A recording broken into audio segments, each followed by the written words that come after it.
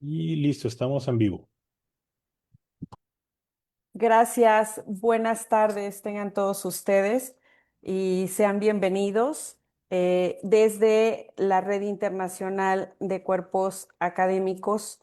desde el programa educativo de pedagogía del Sistema de Enseñanza Abierta de la Universidad Veracruzana y del Cuerpo Académico Procesos Educativos Emergentes y el Grupo de Investigación Estudios de Innovación para la Inclusión y Sustentabilidad en Educación Coevolutiva. Les damos la más cordial bienvenida y en este momento, continuando con nuestro ciclo de conferencias, a la conferencia Alfabetización en Suicidio, una estrategia de salud pública para la prevención. El día de hoy nos acompaña el doctor Quetzalcóatl Hernández Cervantes y me permito presentar a ustedes una semblanza curricular del mismo. El doctor es doctor en Psicología y Salud por la Universidad Nacional Autónoma de México en la línea Riesgo Suicida Adolescente. Hizo su postdoctorado en suicidio y uso de sustancias en la UNAM y la Escuela de Medicina de la Universidad de Brown, donde también ha sido profesor visitante. Se entrenó como psicoterapeuta grupal y en evaluación colaborativa en el Centro de Servicios Psicológicos Dr. Guillermo Dávila de la Facultad de Psicología de la UNAM, así como psicoterapeuta cognitivo-conductual en el Hospital Psiquiátrico Infantil Emma Bradley, en Estados Unidos. Asimismo, el doctor Hernández Cervantes es psicólogo certificado por el Colegio Nacional Mexicano de Profesionistas de la Psicología,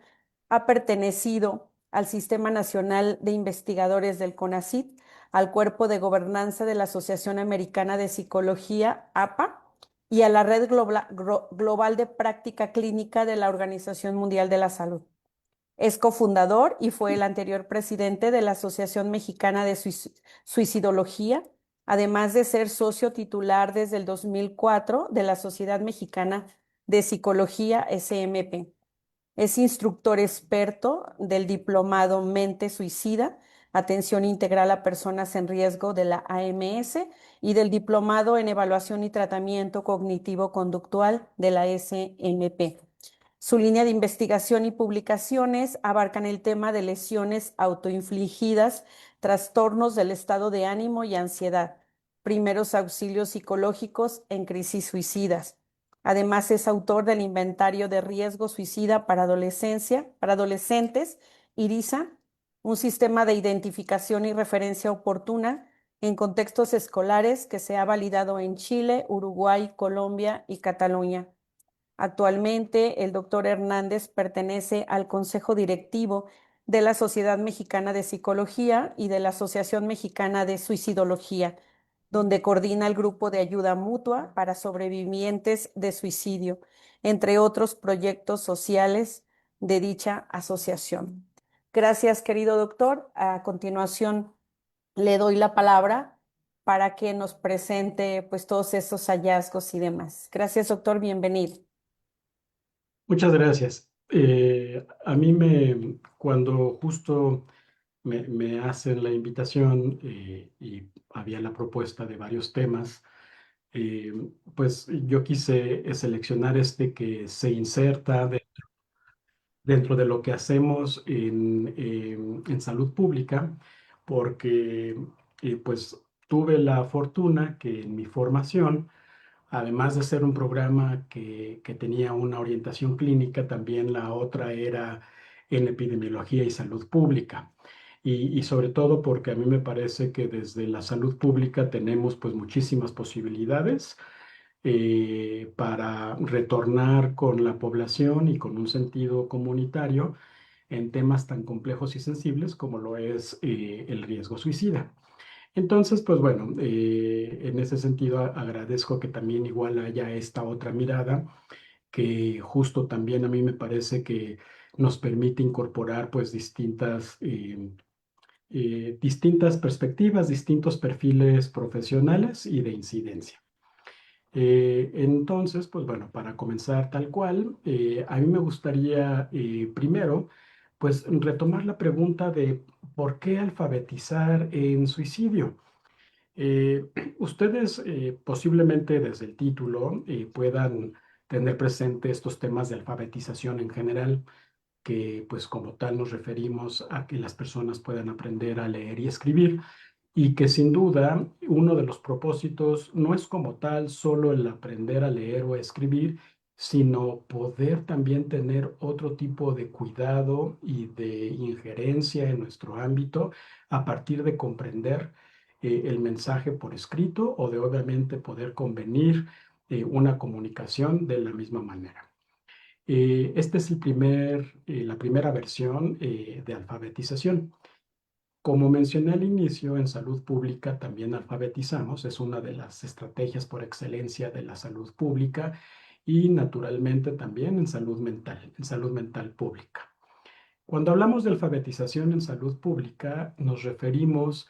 a cómo la población tiene la capacidad para conocer, comprender procesos de salud y enfermedad y sobre eso tomar decisiones. En este sentido, la orientación de esto que yo les quiero compartir, pues ahora, este día, es justo cuáles son estos temas que le permiten o le pueden permitir a la población asumir otra postura alrededor de la complejidad suicida y naturalmente de lo que acontece en el contexto mexicano. Eh, Siendo así, pues bueno, creo que me parece pertinente situar que, por ejemplo, en México, desde las últimas 4 o 5 décadas, la tasa de mortalidad por suicidio en el país sigue incrementándose. Eh, Apenas hasta hace 10 años en algunos países y producto de estrategias nacionales de prevención, se han visto algunos movimientos en estas tasas de mortalidad, pero a nivel global sigue siendo un problema creciente. Esto nos habla de algo que más adelante voy a abordar un poco más, pero que de ahora, justo en esto de alfabetizar, es decir, que la población, la comunidad sepa qué sí funciona, qué no funciona, nos hemos dado cuenta que justo el tener una mirada muy clínica o médica del tema es algo que nos ha impedido de avanzar y de poder incidir en estas tasas de mortalidad. Acá, en lo que ustedes están viendo, lo que yo quiero destacar es que, por ejemplo, tan solo en el año anterior, de todas las muertes registradas, que no necesariamente reflejan la realidad del tema en el país, pues podemos de manera muy sencilla ver cómo es un tema que afecta principalmente a los hombres, en una proporción de 4 a 1. Es decir, por cada muerte que hay de suicidio en una mujer, hay al menos 4 en hombres. La tradición epidemiológica en México nos ha permitido también poder identificar y tener perfiles de riesgo, que es un poco también de lo que vamos a estar hablando ahora. En este mapa ustedes pueden ver algo que también igual lamentablemente se ha venido repitiendo desde los últimos 30 años, donde estados como Chihuahua o Yucatán típicamente han presentado las tasas más altas de suicidio en el país y que, por ejemplo, también igual hay entidades en las que no necesariamente podríamos aseverar que no existe como tal el fenómeno de suicidio, como por ejemplo en Guerrero, donde también igual aparentemente la estadística podría sugerir que en Guerrero la gente realmente no muere por suicidio en términos de frecuencia, pero que sabemos que obviamente el contexto de violencia social y cultural pues en realidad podría estar sugiriendo otro tipo de situaciones al respecto. Ya al inicio yo hablaba de cómo estas cuestiones de alfabetizar, es decir, que la gente tenga conocimiento para poder decidir distinto sobre su salud y bienestar, ¿en dónde lo ubicamos dentro de todas las cuestiones que ocurren en salud pública? Pues bueno, si nosotros retomamos cómo es que la salud pública aborda la salud de la población, pues hay distintos niveles. Estos niveles están determinados por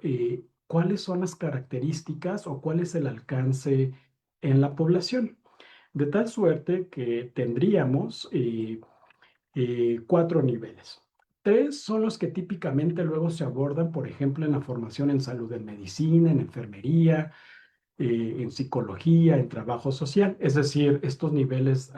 primario, secundario y terciario. Pero en realidad hay uno anterior que es el nivel primordial.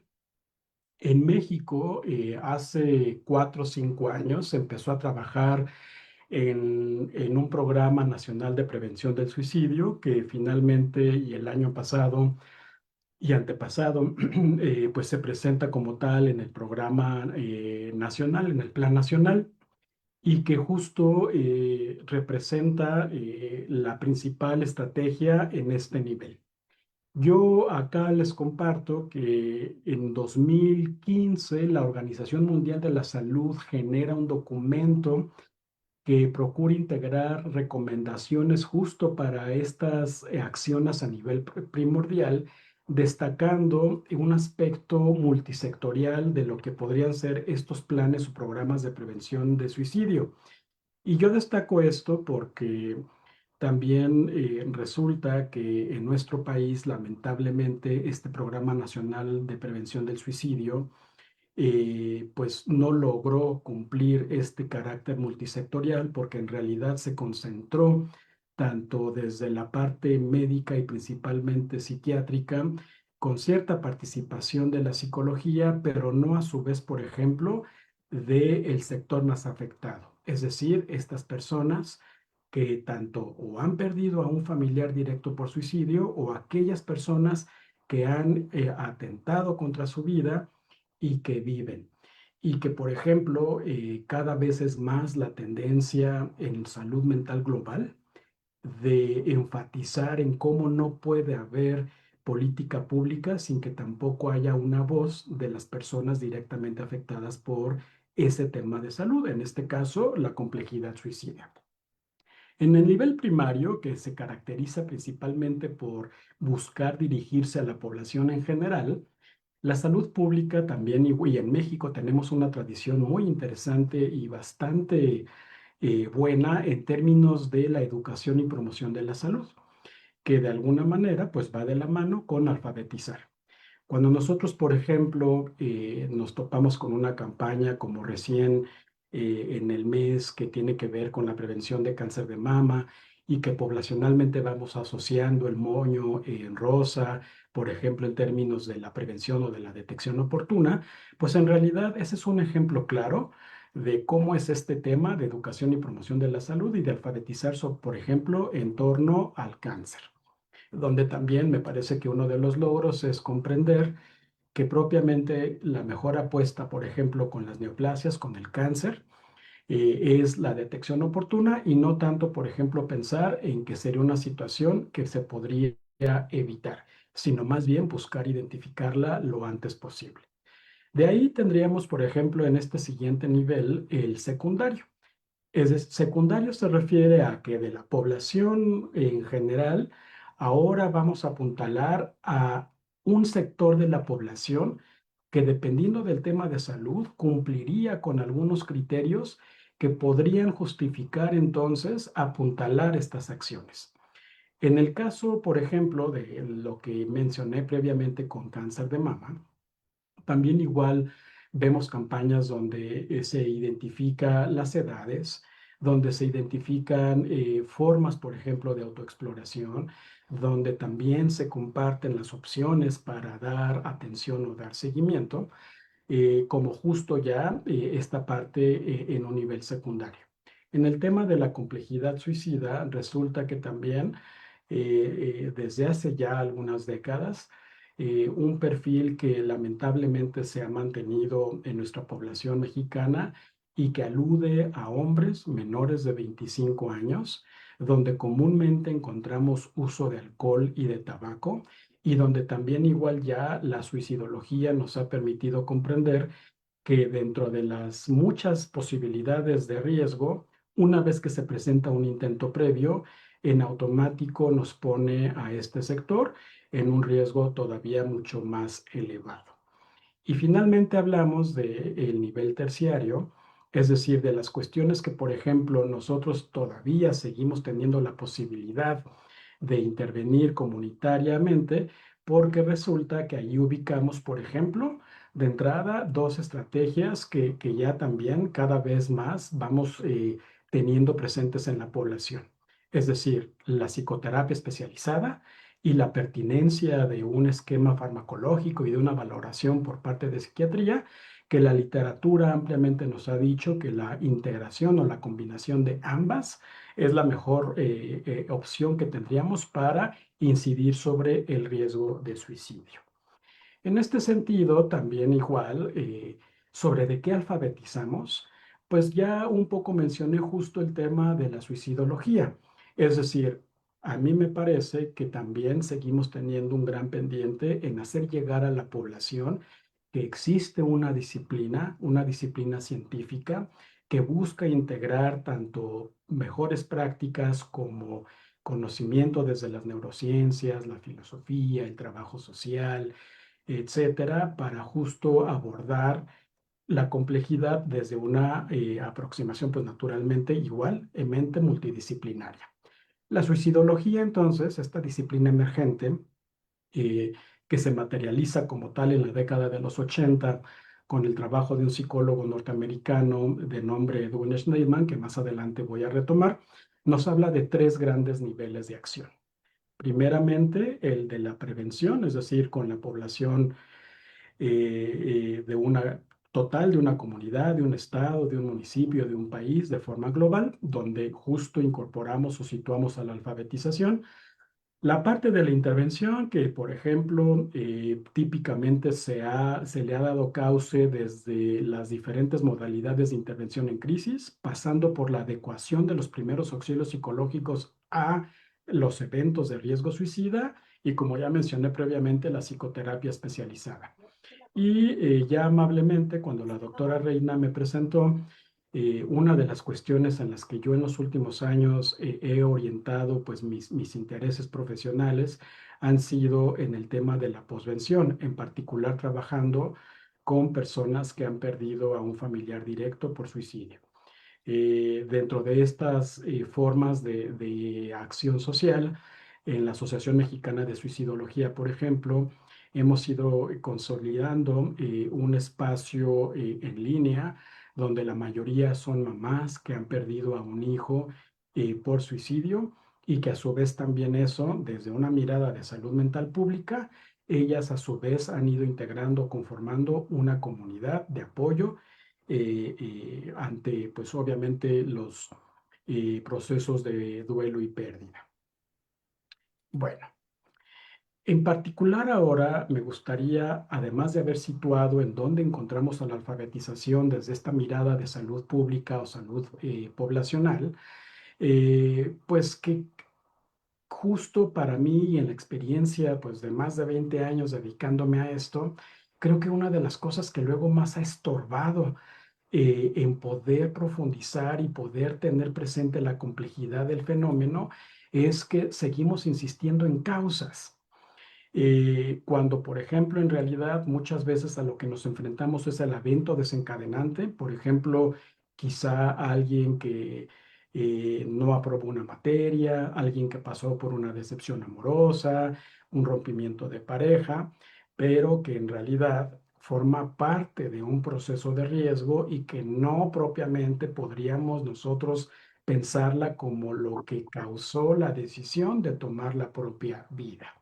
Entonces, pues bueno, ese sería un primer elemento alfabetizador. No hay causas. No significa que al decir esto, entonces, ¿con qué nos quedamos o qué es lo que llevamos a la población? Porque de aquí yo, por ejemplo, saltaría a otro de los grandes pilares de la suicidología, que es la filosofía, que por ejemplo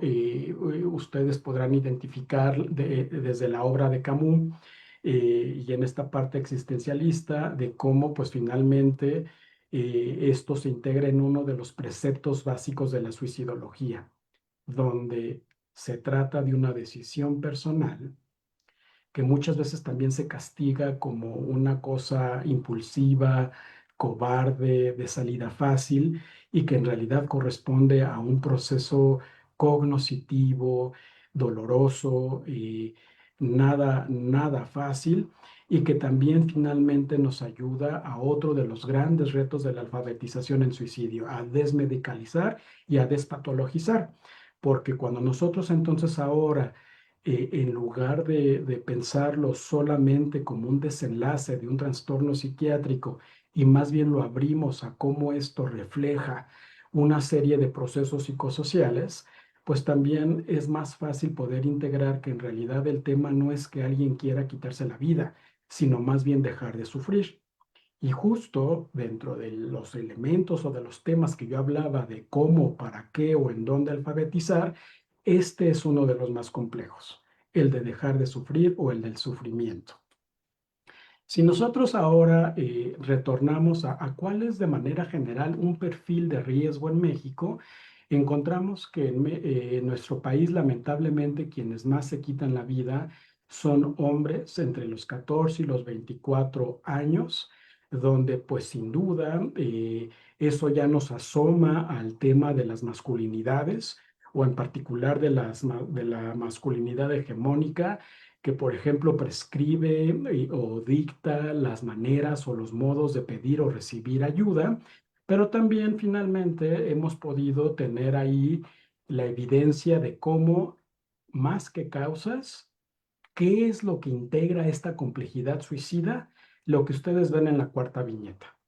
señales de alerta o advertencia, factores de riesgo, factores de protección, mediadores, moderadores y determinantes sociales. Cuando nosotros además en este propósito de alfabetizar en la complejidad suicida, procuramos desprendernos de un modelo causal para más bien verlo como un tema de complejidades, vemos, por ejemplo, que muchas veces, y mucho desde lo mediático, también igual demonizamos o satanizamos o incluso nos poner o desorganizar cuando de repente pensamos exclusivamente en señales de alerta, como por ejemplo un mensaje en redes sociales de despedida, o regalar posesiones preciadas o abiertamente despedirse, cuando sin duda es importante, pero en realidad la salud comunitaria o la salud poblacional le apuesta a más bien cómo es que se instalan o se van generando, construyendo factores que aumentan la probabilidad de la conducta autolesiva, pero también de ir conociendo y reuniendo evidencia de aquellas situaciones que disminuyen la probabilidad de este desenlace, y el papel de moderadores, mediadores y determinantes sociales. En México, por ejemplo, dentro de este perfil de quién muere por suicidio en el país, la estadística oficial de entrada nos dice que más de la mitad de las personas que mueren por suicidio en México al momento de su muerte no son derechohabientes, por lo tanto no tienen un trabajo formal, que también igual más de la mitad en el momento de la conducta autolesiva no recibió atención médica, y también que no es desde la estadística oficial, pero sí desde muchos otros estudios, en la gran brecha de tratamiento que existe. Hay un estudio hace ya 10 años de Guilherme Borges del Instituto Nacional de Psiquiatría, que hace un rastreo de cuánto es el tiempo que le toma a un mexicano en promedio llegar a la ayuda psicológica o psiquiátrica adecuada. Un estudio que a su vez contrasta con cuáles son estos tiempos en otros países, de tal suerte que, por ejemplo, en nuestro país han de saber ustedes, de ese entonces al momento, por ejemplo, el tiempo promedio puede llegar a ser hasta de 14 años, en lo que la persona en riesgo finalmente llega a una atención especializada, en contraste con países como Luxemburgo, donde el promedio para llegar a la ayuda adecuada no suele ser mayor de 12 meses. En estos ámbitos de alfabetizar en suicidio y naturalmente de la mano alfabetizar en salud, resulta muy conveniente y de bastante utilidad retomar algo que en medicina nos ayuda a entender la enfermedad, pero que también aplica, por ejemplo, en temas psicosociales y en este caso en la ruta de la violencia autodirigida. En medicina, que esto alude al curso natural de la enfermedad, natural entendiéndose como una situación que no recibe intervención médica o farmacológica y que acá, por ejemplo, también nos ayuda a comprender cómo esto del suicidio, incluso con aquellos eventos que alguien podría narrar o describir como completamente inesperados o sorpresivos, en realidad no es así. Dentro de este curso natural de la violencia autodirigida, tendríamos que todavía seguir insistiendo en cómo la susceptibilidad o la vulnerabilidad es algo que compartimos todos, que por ejemplo los estudios longitudinales en riesgo suicida nos han ayudado a incluso rastrear que desde la infancia, por ejemplo, hay cuestiones de temperamento o sobreprotección que de alguna manera contribuyen al riesgo de conducta autolesiva con o sin intencionalidad suicida, que por ejemplo también nosotros en México hemos hecho varios estudios para comprender el impacto de sucesos de vida en este segundo punto de la exposición, donde cada vez, por ejemplo, vemos desde la exposición a situaciones como un asalto, una enfermedad, un diagnóstico, pero también a sucesos que son emergentes, que desafortunadamente hemos ido normalizando, pero que tienen un impacto psicológico tremendo, como por ejemplo un secuestro, una ejecución, un desplazamiento forzado, etcétera. Cuando además de ser vulnerables y de estar expuestos a eventos de vida, pero también a otro tipo de situaciones, desde lo que ya también en la presentación comentaban, nosotros desde el paradigma cognitivo pensamos y nos ayuda, y la evidencia también así lo indica, que una manera de comprender estos impactos y estas exposiciones en cómo alteran en 4 dimensiones. Naturalmente en el cuerpo, en el organismo, pero por supuesto también en las formas o estilos de pensamiento, en la disregulación emocional y finalmente en lo que se hace o se deja de hacer. Si seguimos este curso de la violencia autodirigida, resulta entonces que no solamente es repasando vulnerabilidad, exposición, alteración en pensamiento, emoción, conducta en el cuerpo, en el organismo, para poder entender por qué algunas personas pueden pasar o transitar por crisis y por qué otras no. Y que dentro de estas crisis, lo que ya mencioné previamente de los eventos desencadenantes o detonantes,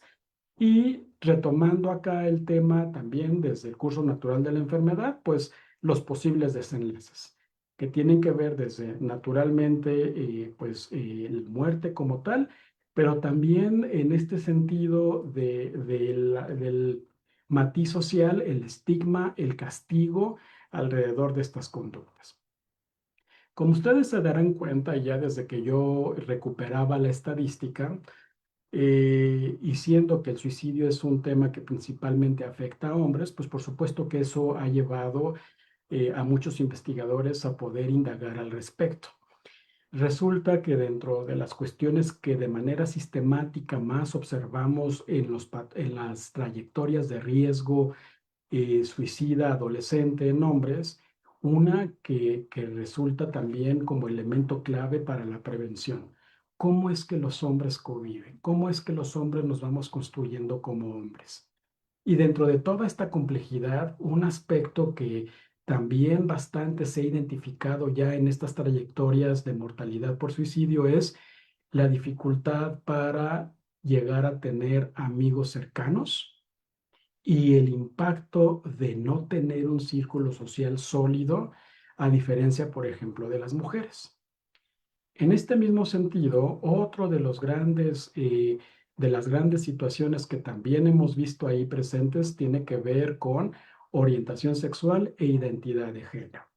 Aun cuando en materia de derechos humanos y de legislación, afortunadamente hemos ido avanzando, en el aspecto social y en el aspecto comunitario, en México el asunto es muy heterogéneo. Es decir, seguimos teniendo situaciones de violencia asociadas a la orientación o a la identidad, y obviamente seguimos teniendo este gran pendiente en repensar masculinidades y en cómo esto, dentro de las muchas cosas que tienen un impacto social y poblacional, pues sin duda el aspecto de muchos hombres al sentirse marginados, excluidos y naturalmente también atacados desde estas otras características de vida. Pero resulta también que además de lo que ya mencionamos, de por ejemplo, la gran diferencia entre hombres y mujeres y riesgo suicida en términos de amigos íntimos, o por ejemplo en esto de la orientación sexual o de la identidad de género, también tenemos una cuestión acumulativa enmarcada en una cultura que continuamente impide a los hombres tanto expresarse como pedir o recibir ayuda, ¿no? Y que, por ejemplo, ahí, pues bueno, también igual la antropología y el trabajo social, la sociología nos han dado muchos elementos que tendríamos que estar incorporando en estas estrategias de prevención del suicidio en el país. Nosotros en particular, dentro de lo que hemos investigado ya desde hace tiempo, por ejemplo, en esto que ustedes están viendo que es desde 2016, pero que en realidad todavía va mucho más atrás en comprender cuáles son las características de personalidad en hombres y mujeres mexicanos que atentan contra su vida, encontramos esto que en amarillo estoy poniendo como distinto en hombres y mujeres, pero de inicio les comparto yo como compartido. Y entonces, fíjense, cuando nosotros leemos que cuáles son estos factores a nivel de personalidad que comúnmente vemos en la conducta autolesiva, por ejemplo, en términos de la impulsividad, la somatización y las dificultades para manejar el enojo, la tolerancia a la frustración, si nosotros caemos en el error de pensarlo como cuestiones que podrían estar configurándose en un trastorno de personalidad y no las situamos más bien en cómo hay factores culturales que impiden, por ejemplo, incorporar que la vida en sí es difícil, es compleja, que no lo puedes tener todo, que tampoco todo puede ser en lo inmediato, que nos vamos a encontrar obviamente con situaciones adversas para las cuales también necesitamos desarrollar habilidades de vida que nos permitan transitar en la paciencia, en la prudencia, en la espera, pues entonces seguiremos estando en el error de, como ya lo mencionaba, patologizar y no voltear a ver que la salud mental pública desde hace muchas décadas obviamente retorna a estas condiciones de vida en la población, principalmente y en el tema de suicidio, de convivencia e integración social. Ya previamente yo comentaba desde el inicio de la suicidología moderna, con Edwin Schneidman, porque también acá viene otro gran elemento alfabetizador.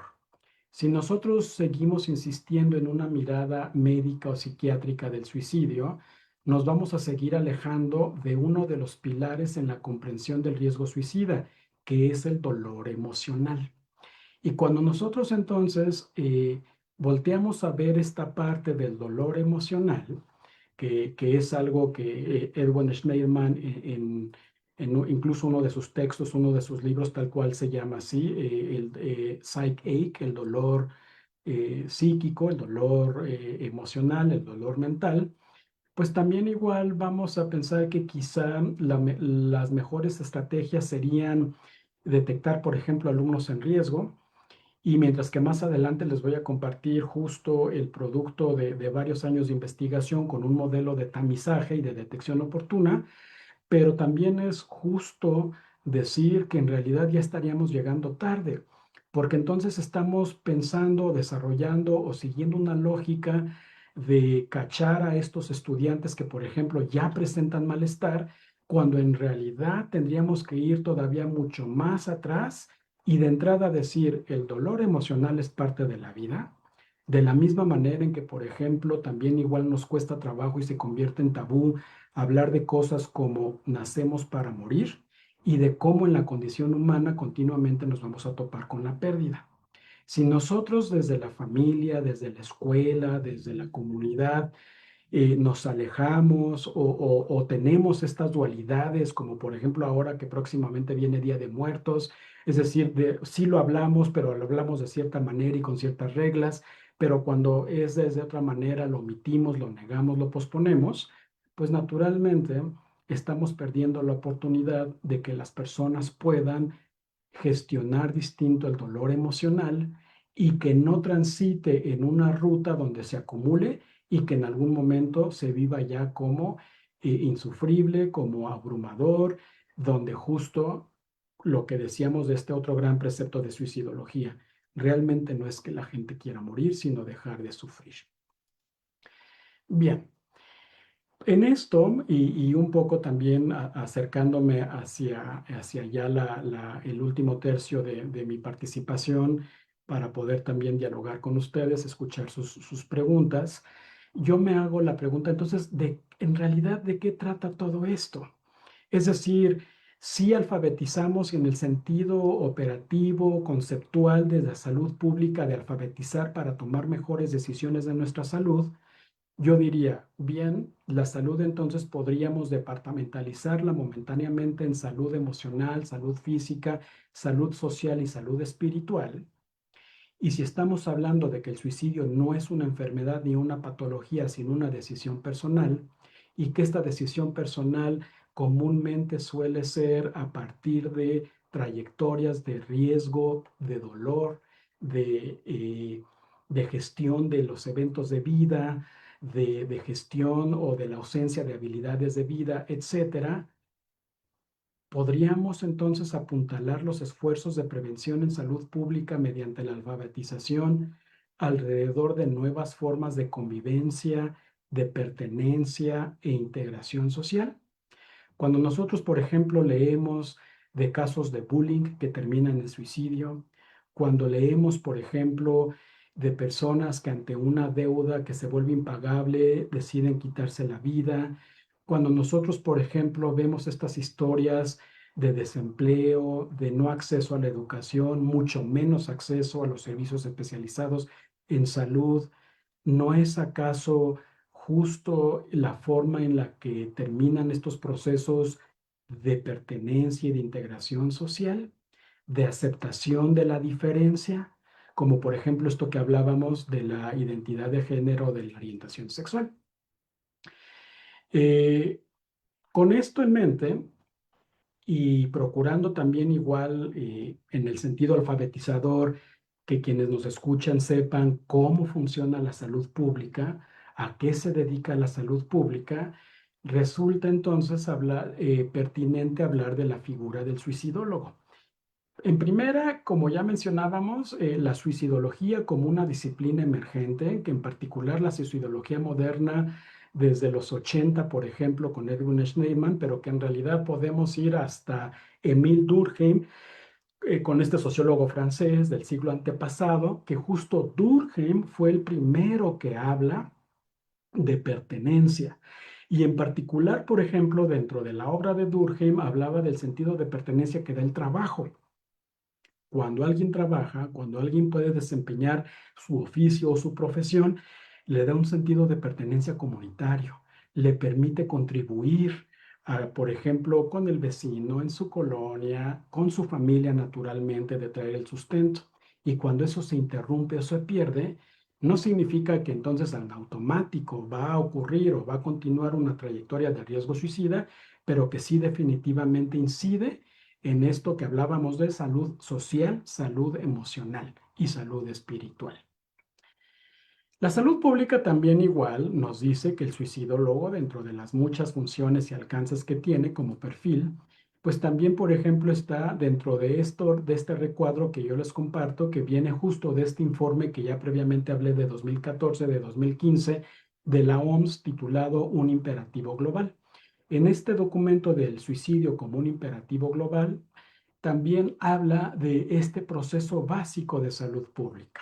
Es decir, aquí, por ejemplo, en un primer recuadro, y tomando como ejemplo el paradigma de salud pública, es cómo vamos a entender el suicidio. La razón de yo haber hecho este planteamiento del suicidio como un tema de decisión personal y no como una enfermedad justo atiende a esta primera parte. Si nosotros no nos situamos, definimos e identificamos cómo estamos abordando el problema, pues obviamente lo demás en cascada no va a funcionar. El segundo recuadro alude a justo la complejidad del fenómeno, ¿no? Es decir, factores que aumentan o disminuyen la probabilidad, pero que también igual ponen en perspectiva que no es que si ocurre A, va a ocurrir B.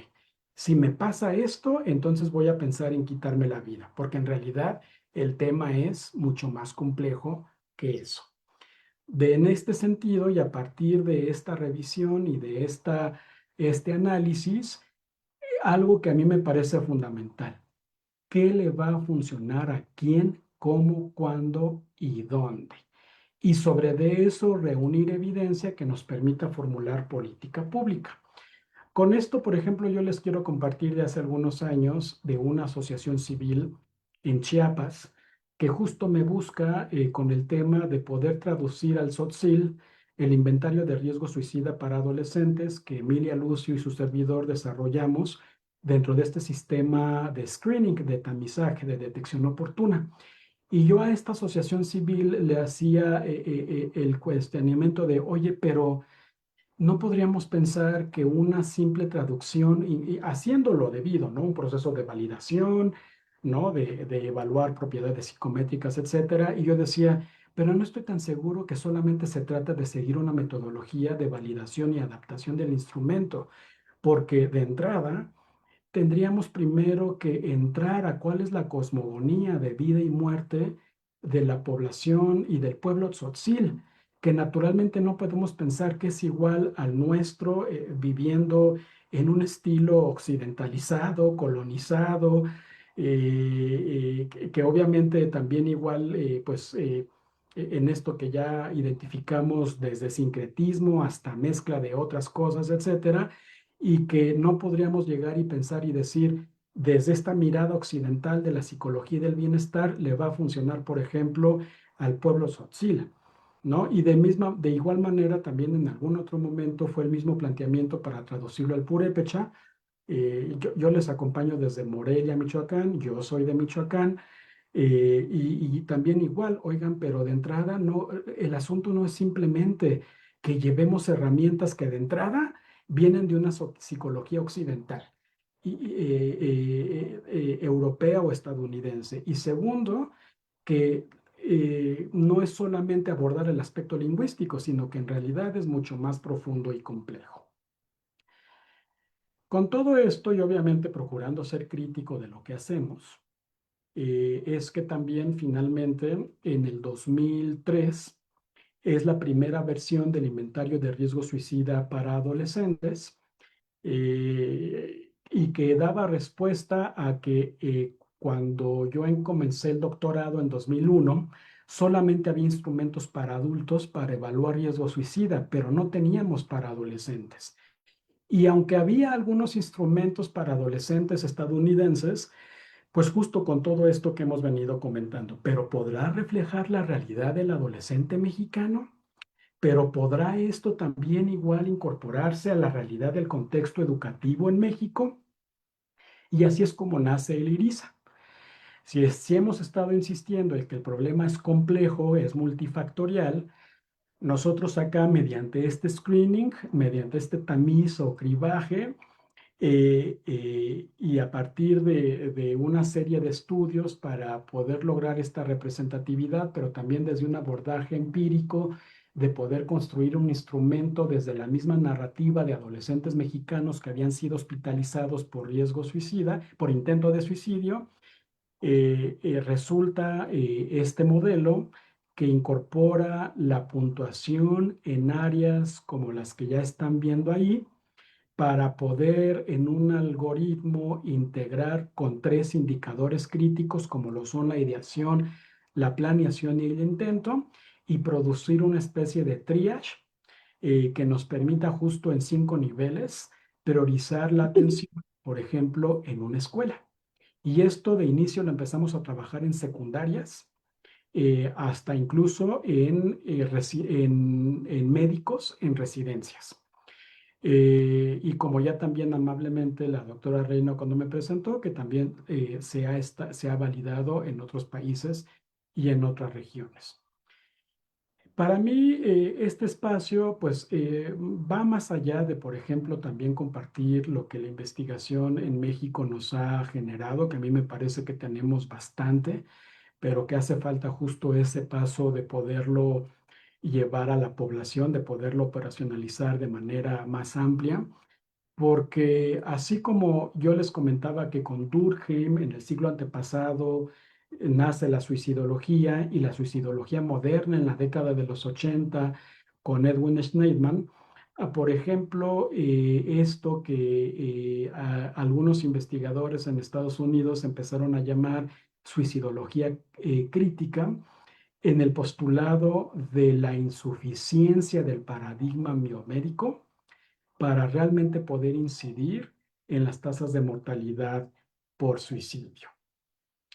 Yo creo que esta parte de poder considerar o de tener una mirada crítica a la suicidología, una disciplina relativamente joven,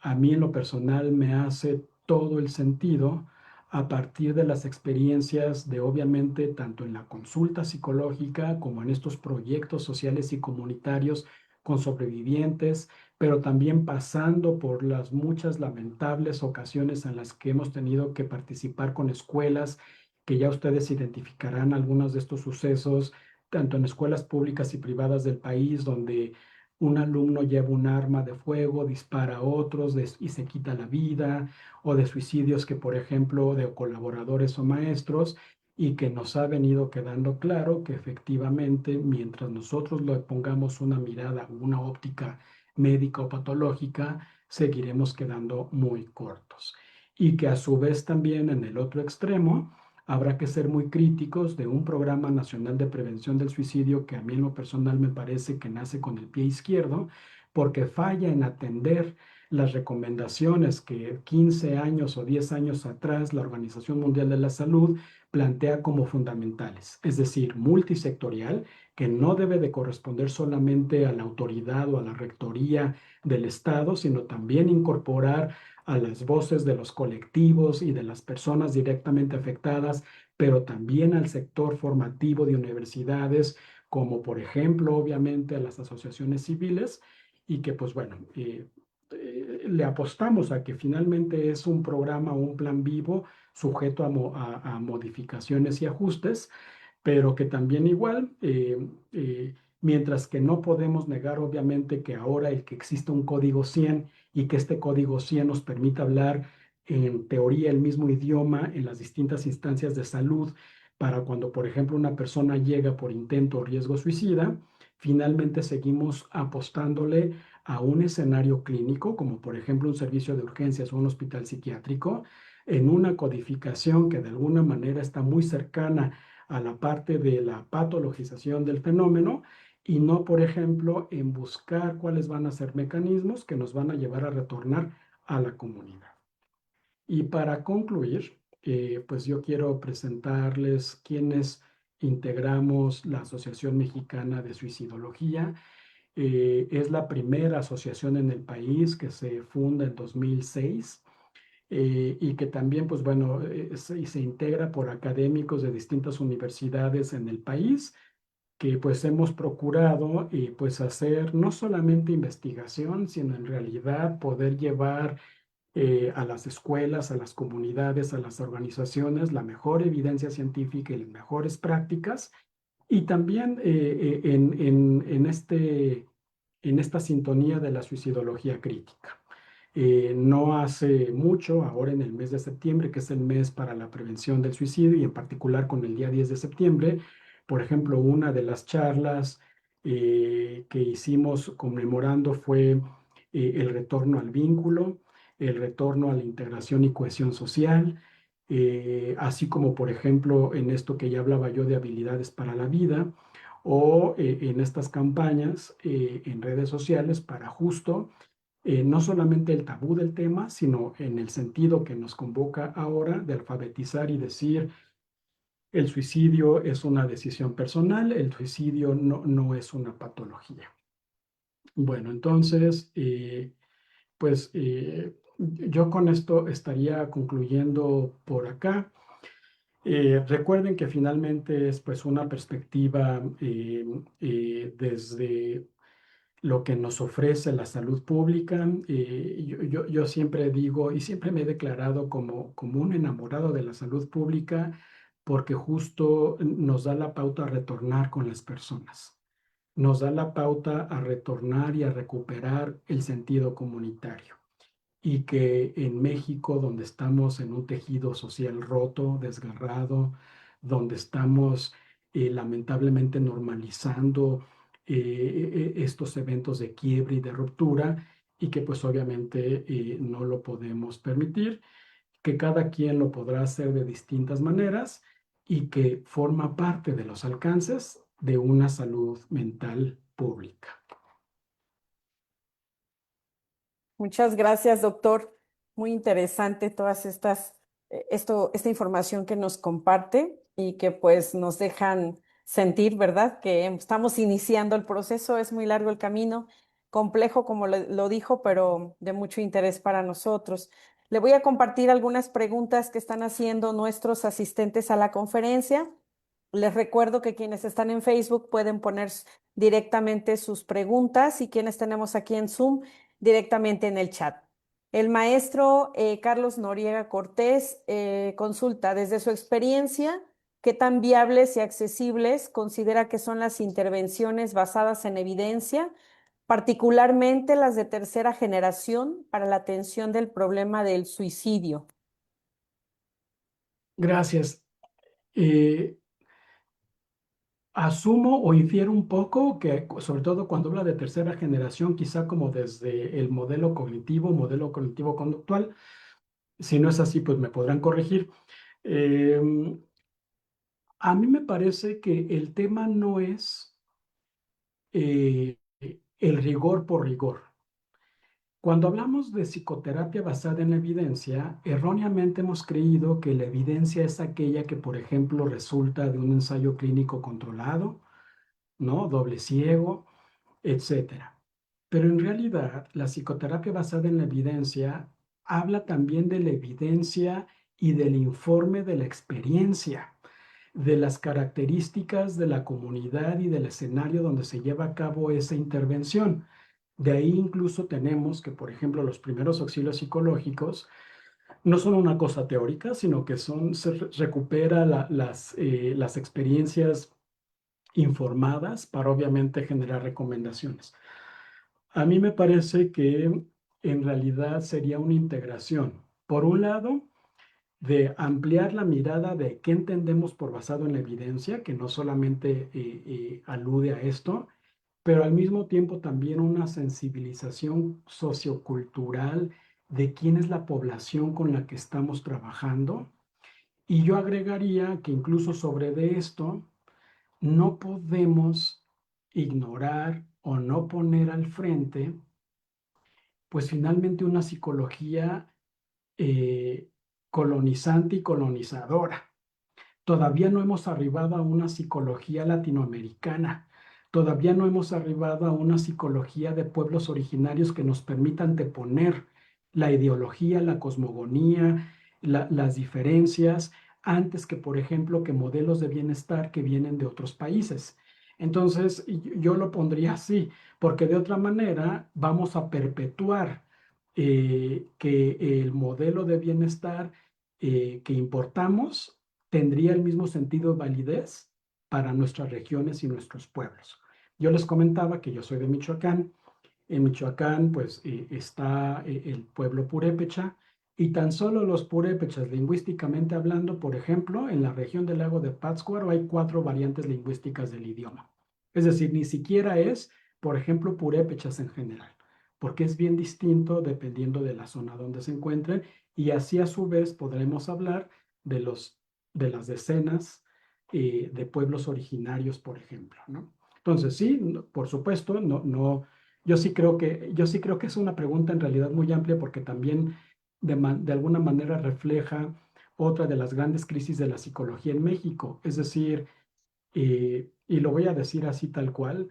donde cada quien hace psicoterapia como mejor piensa o puede, donde no hay todavía una regulación del ejercicio psicoterapéutico y donde hay un intrusismo terrible de gente que no es de la psicología de la psicoterapia, pero que quiere hacer psicoterapia, por ejemplo, ¿no? Gracias, doctor. Tenemos también otra pregunta de Claudia Gladys. Buenas tardes. ¿Cómo se puede identificar a una persona que está pasando por una situación así para poder ayudarla o cuáles son las señales que presentan? También agrega, también es muy importante saber hasta dónde tiene permitido un docente intervenir. Supe de un caso donde en una escuela la maestra observa ciertos factores en una de sus alumnas, manda llamar a los padres para comentarles sobre la situación y los padres en nivel primaria le dicen a la maestra que no le correspondía meterse en estos asuntos y que se dedicara a enseñar y dar clases en este tipo de situación que pueden hacer los docentes, ser los docentes. Bueno, respecto a la primera situación, eh, eh, hay situaciones que nos pueden ayudar a identificar a una persona en riesgo. Yo hablaba de factores de riesgo, es decir, situaciones que se van acumulando a lo largo de la vida, como por ejemplo el tema de uso de sustancias, algunas cuestiones de personalidad, la exposición a eventos adversos de vida, pero al mismo tiempo también de estas señales de alerta que ocurren como en los días o semanas u horas previas, como esto de postear en alguna red social una despedida, etcétera. Eh, pero a lo que quiero ir es que cuando me hacen esta pregunta, yo procuro retornar a la posición de si tú eres hermano, si tú eres tío, si tu pareja, si tu hijo, si la gente con la que tú convives, tu intuición, lo que tú observas te dice que algo no está bien, no ignorarlo y aquí incorporar uno de los mecanismos de los primeros auxilios psicológicos para crisis suicidas. Más vale que sobre la pregunta de ¿estás pensando en hacerte daño para quitarte la vida? ¿Estás pensando en suicidarte? Más vale que sobre la pregunta a que haga falta. Porque justo mientras que podríamos tener obviamente todo un seminario de factores de riesgo, de protección, desencadenantes, señales de alerta, etcétera, en realidad creo que en el cotidiano el tema sigue siendo en cómo nos puede desorganizar como padre, como hijo, como hermano, como pareja, como docente, el saber, intuir, sentir que algo no está bien. Eso por un lado. La segunda pregunta es todavía mucho más sensible porque yo sí creo que nos lleva al terreno docente, donde además de la precariedad en la que se encuentran nuestros maestros, está habiendo todo un fenómeno social terrible de castigo, de restricción, donde a mí me parece increíble que ahora en redes hay anuncios para que los maestros vayan haciendo un ahorro para un seguro contra demandas o que puedan incluso como ya estar en colectivos para con abogados estarse defendiendo de sus alumnos o de prácticas incluso que ocurren en la universidad donde los alumnos y maestros tienen que firmar al inicio del curso las condiciones, etcétera, para justo poder después debatir el que alguien manifiesta una inconformidad, etcétera. ¿Hacia dónde voy? Mucho de lo que sabemos de suicidología nace a partir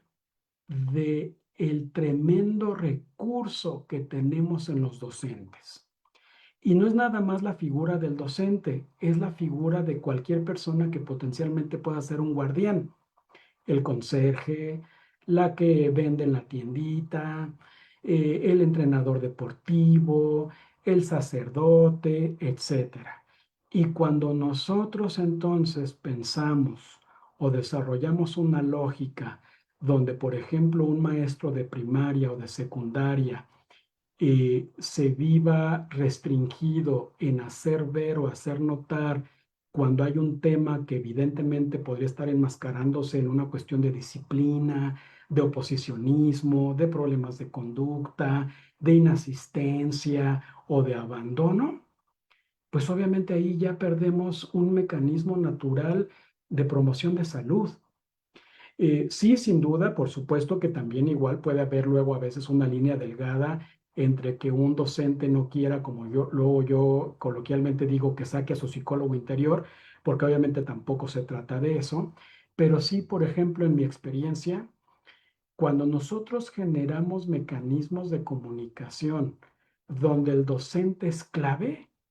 logramos situaciones exitosas de prevención del suicidio. Esto un poco pegado a otra pregunta que hay acá en Zoom de las implicaciones legales para los psicólogos cuando se suicida un paciente, que va un poco de la mano también con los docentes, porque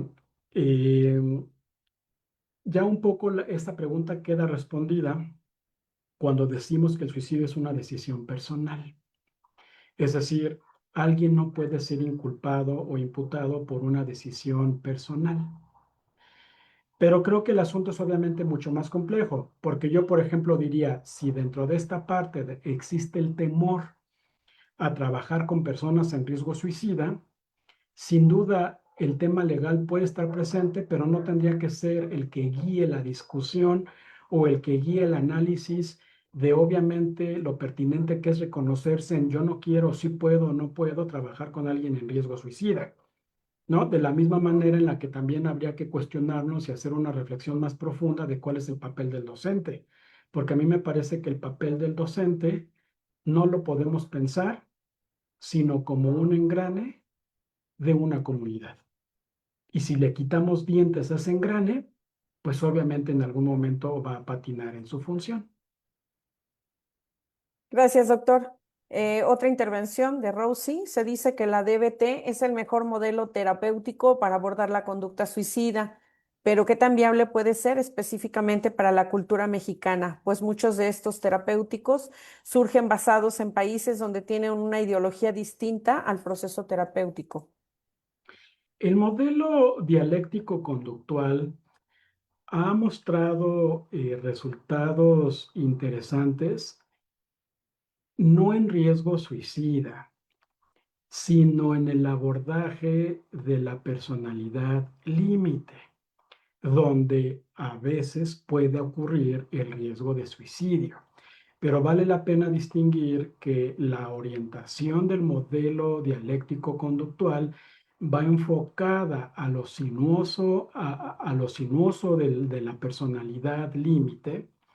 y no propiamente al riesgo suicida, por un lado. Pero es una pregunta interesante porque si en realidad lo repensáramos en términos de cuál es la mejor estrategia para abordar en terapia el riesgo de suicidio, yo diría, la mejor estrategia va a ser aquella que integre las particularidades de la historia de vida con el contexto social y cultural de la persona, las habilidades y conocimiento en suicidología y la aproximación psicoterapéutica que mejor puede integrar todas estas. Porque resulta que a veces el mejor abordaje será con la familia, a veces el mejor abordaje será desde, por ejemplo, poderle permitir a la persona considerar un acompañamiento en lo espiritual. A veces, por ejemplo, será tremendamente cognitivo respecto a cuáles son estos esquemas y creencias nucleares de la persona alrededor de su existencia, etcétera. Entonces, yo no me atrevería a decir que hay como la mejor, porque creo que en realidad la labor del psicoterapeuta entrenado es el poder integrar lo mejor, y lo mejor es desde lo que la evidencia en su amplio sentido nos dice, pero también respecto a la sensibilidad sociocultural donde está ocurriendo ese proceso de acompañamiento. Gracias, doctor. Le manda saludos el doctor Jesús Alveano y pregunta, ¿qué hacer como prevención del suicidio en el terreno de las redes sociales? Yo les quiero acá presumir que el doctor Jesús Alviano fue mi profesor en la licenciatura una persona con la que me introduje al tema de la estadística, y aunque quizá en su clase y en la carrera no agarré mucho el sentido de la estadística, cuando entré al doctorado tremendamente me abrió los ojos, pero sin duda ya había una semilla ahí plantada. Entonces me siento muy halagado de que esté acá presente y escuchándome, y porque es un maestro a quien yo admiro y le tengo mucha estima. Yo pienso que el tema de la prevención del suicidio en redes sociales ya ha ocurrido. Fíjense que hace ya algunos años hubo una asociación civil, el Proyecto Trevor, que impulsó que, por ejemplo, ante la aparición de ciertas palabras, en Facebook, por ejemplo, saliera el mensaje: si estás en riesgo, llama. Si conoces a alguien en riesgo, llama. Eso por un lado. Tomó un poco de tiempo antes de que también empezara a operar acá en México. Pienso que ahora ya el tema trascendió redes sociales y ahora más bien lo tenemos en inteligencia artificial. Ya desde hace algunas décadas había toda una línea, incluso tengo por ahí un capítulo publicado sobre Internet y suicidio, donde hablábamos de la existencia de estas comunidades y foros que enseñaban a la gente dosis, métodos, combinaciones para lograr letalidad. Y de ahí hemos caminado hacia la parte de estos detectores en el lenguaje, que no solamente es para suicidio. Ahora tú pones una mala palabra e Instagram, por ejemplo, te invita a que edites tu comentario, etcétera. Pero sigue habiendo, por ejemplo, ahora situaciones emergentes con inteligencia artificial donde el diálogo no solamente es respecto al método, sino es un diálogo para justificar o validar la decisión. Por eso yo quise enfatizar en el tema este de es una decisión personal que obedece a una serie de procesos cognitivos. Peligrosamente la inteligencia artificial emula, pero al mismo tiempo también nosotros como psicólogos, como trabajadores sociales, como maestros, como enfermeros, como médicos, como papás, es decir, cualquiera que podríamos ser un guardián potencial, estaríamos en una posibilidad todavía mejor. Porque ¿cuál es esa posibilidad? La de una postura y una mirada compasiva al dolor humano.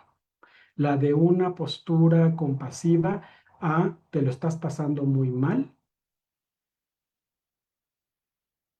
y habría opciones para esto. Y que a mí me parece, no sé si en 100 años, que eso es algo que todavía no se logra con inteligencia artificial. Gracias, doctor. Pues por cuestiones de tiempo, les agradecemos su participación. Hay algunas preguntas que tienen que ver con lo que ya ha contestado. Agradecemos la pertinencia de ellas. Doctor, nuestra gratitud. Le haremos llegar su constancia por haber estado con nosotros. Gracias de corazón y esperemos que esta conferencia sea la inauguración de colaboraciones posibles con la red y con todos nosotros. Muchísimas gracias. Hay una cita con la que quiero cerrar de Arthur Schopenhauer que dice: el suicida quiere la vida, solo que no en las condiciones en las que la vida se está presentando, pero sí quiere vivir. Muchas gracias, doctor. Le mandamos un aplauso y la gratitud desde Jalapa, Veracruz y de Muchas varias gracias a partes del ustedes. mundo. Gracias. Gracias, hasta pronto.